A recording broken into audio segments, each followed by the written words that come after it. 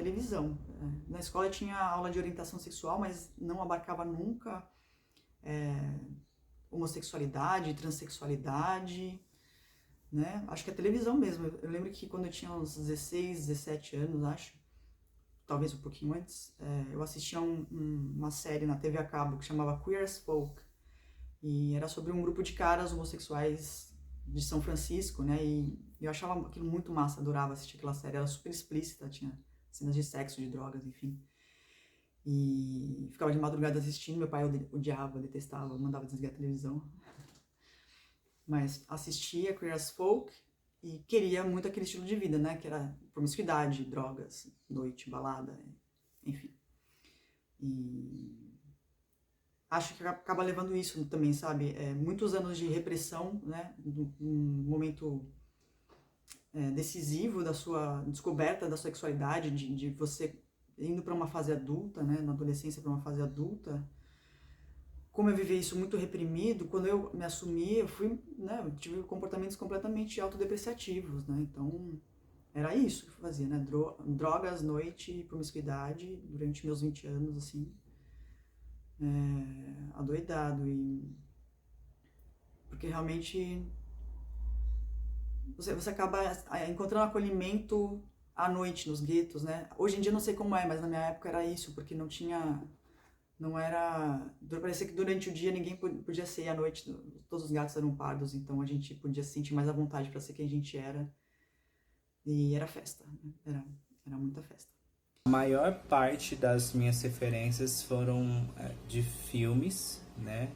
Eu cresci assistindo bastante filmes, mas ainda assim, muitos dos filmes era tratado como piada ou como algo... O que caracterizava aquele personagem era o fato dele ser gay e não simplesmente por ele ser uma pessoa com outras características. Então isso acabava ajudava a gente a entender a existência dessas pessoas e a gente se identificava com elas, mas ainda assim ser gay era a principal característica daquele personagem. Então a maior parte da questão da afetividade mesmo, que é até bem problemática, às vezes vem da pornografia, né? Que aí a gente vê essas pessoas se relacionando, porque até então nem beijo a gente podia ver, que o beijo entre dois homens e duas mulheres é considerado algo adulto, né? Enquanto o beijo hétero não, e é só beijo, né? Não só beijo, né? Às vezes tem amor, tem afeto, tem desejo, né? Assim como um beijo hétero também tem. E ele é exposto, ele não só é exposto, mas ele é recomendado, ele é empurrado também, né? De certa forma. A gente sempre viu em novelas, mesmo nas mais antigas, os beijos héteros, né? Olha, essa pergunta realmente é difícil também de responder. Por quê? Eu acho que eu fui tendo muito na vida, assim. Primeiro a gente vai tendo... Porque eu não tinha amigos LGBTQIA+, na minha adolescência. Eu tinha muitas amigas. E essas pessoas, meninas, não tinham como me passar uma informação sexual sobre o mundo gay, assim. Então, eu fui aprendendo muito na vida, na marra, para ser bem verdadeiro, assim. Fui aprendendo meio que entendendo o meu lugar nesse lugar e aprendendo com a vida, com as minhas relações, com as pessoas que eu conhecia, com os flertes. Eu acho que foi assim, a forma como eu fui me conhecendo nesse lugar. Bom, eu acho que um descontentamento gigante interno dentro de mim desde sempre, assim. Eu acho que se eu não tivesse me descoberto, se eu não tivesse renascido nesse gênero, nesse corpo e deixado minha outra vida, eu já teria me matado, né? Porque era muito desconfortável estar na minha pele. Então, hoje em dia, eu super me reconheço, super me vejo. E eu lembro a primeira vez que eu vi uma mulher trans no Jô Soares. O primeiro passo da pessoa que se sente agredida também é agredir, né? Então eu lembro que eu vi, né, a mulher trans no Jô e falei, ai, jamais, isso isso pode acontecer, né? O opressor o oprimido que oprime, né? Foi um pouco dessa sensação, assim.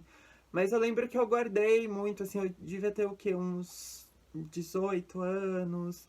E em algum momento eu acho que eu fui tendo mais consciência do meu corpo, das minhas escolhas, e isso ficou mais nítido, que era algo que eu realmente podia tomar como um caminho e como uma verdade minha, que isso me fazia sentido.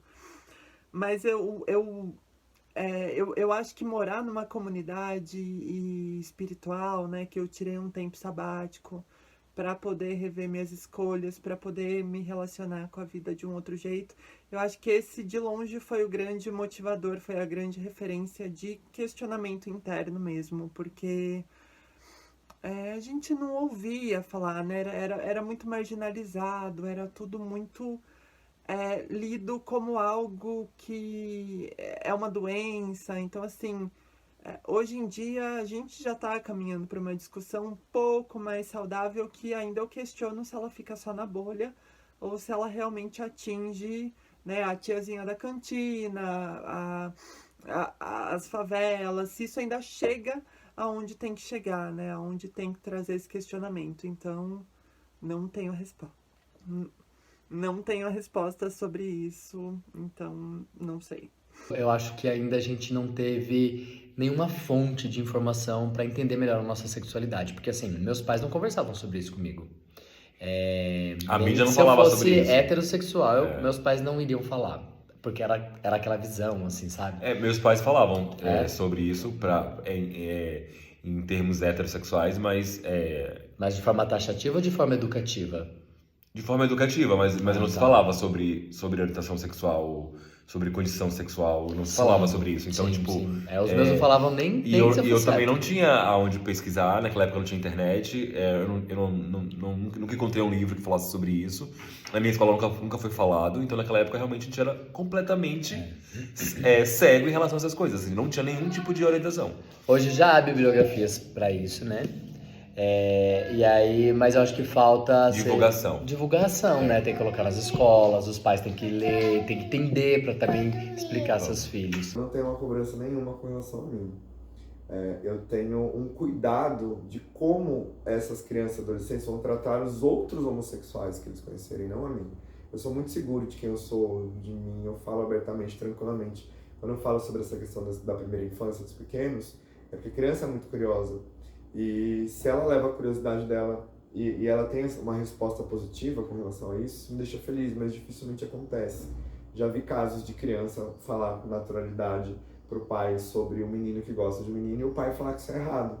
Como eu tive caso de uma escola que eu trabalhei que o menino queria usar salto alto e a mãe falou, pode pegar o meu salto alto, tá tudo bem. E no trabalho de escola ele colocou como uma das coisas que ele mais gostava era dançar funk de salto alto. E esse menino, ele é cis hétero.